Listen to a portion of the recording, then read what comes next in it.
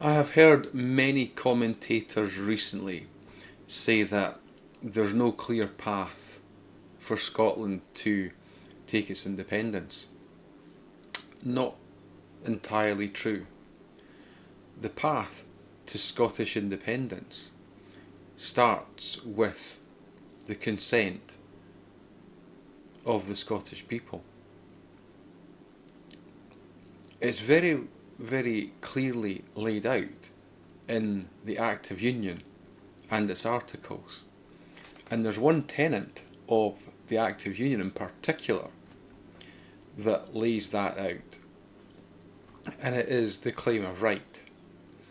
Now, the claim of right is essentially the Scottish Constitution. Back in 1689, it was put on the Scottish statute book. It became law, and it's been law ever since. Now, the language it used back then, the essence of that language was to say that the Scottish people are sovereign and they'll never be ruled by a dictatorship. Now, the language they used in the 1689 version of the Claim of Rights, it speaks to dictatorship and tyranny. But back then, the dictator and the tyranny that the Scots, I would say, probably feared was Rome. Rome was the seat of power back then. But Rome was the seat of Catholicism. So that's why the Claim of Right of 1689 seems to vilify Catholics and Catholicism, where that isn't strictly true because of the narrative, the tone of what they were trying to say is that Scots are sovereign as a people and they will never be ruled over by a dictatorship. So in 1707, the Claim of Right was written into the Articles of Union and the Act of Union. So basically what it's saying there is, if the Scots manage to have a coherent vote, they can withdraw from the Union at any time. It's as simple as that.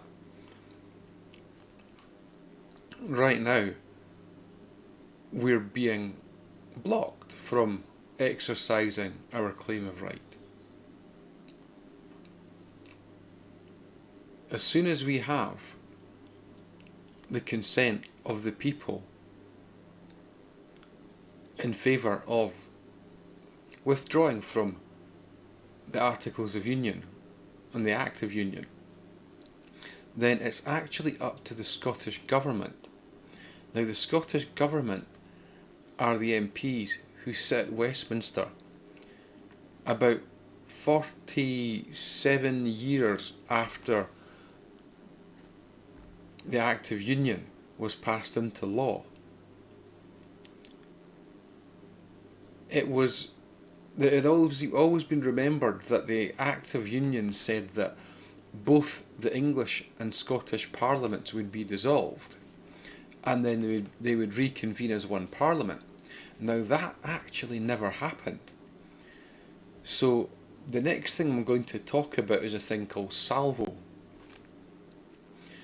The Claim of Right gives the Scottish Government the right to declare salvo. Now, salvo is a situation where the three burgesses that would normally make up the Scottish Government, the clergy, and a few others, these are the bodies that made up the Scottish Government back in the 1700s, or leading up to the the Act of Union, at least. Now, the Act of Union, as I said, gives the Scottish government the right to declare this kind of thing called salvo, which convenes a council of the burgesses, the three estates. These three estates can then convene in a chamber out with the Westminster Chamber, the British Parliament, the British Parliamentary Chamber, and they can then, on the back of the will of the Scottish people, then vote to withdraw from the Act of Union and not ever go back to their seats at Westminster. And as soon as the vote is declared, yes, we shall leave the Act of Union, the Scottish government would then come back up to Scotland and convene the government up here.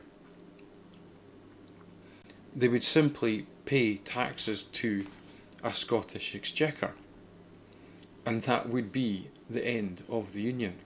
This is all that has to happen, but we do need the consent of the Scottish people so that the Scottish government can declare salvo.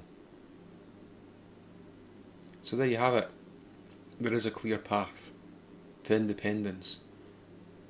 We the Scots just have to get behind it and walk away from this Brexit misery and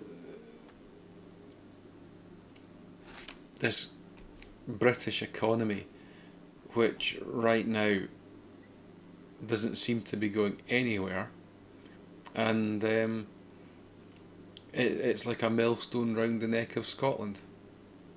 So that's the clear path. Bye for now.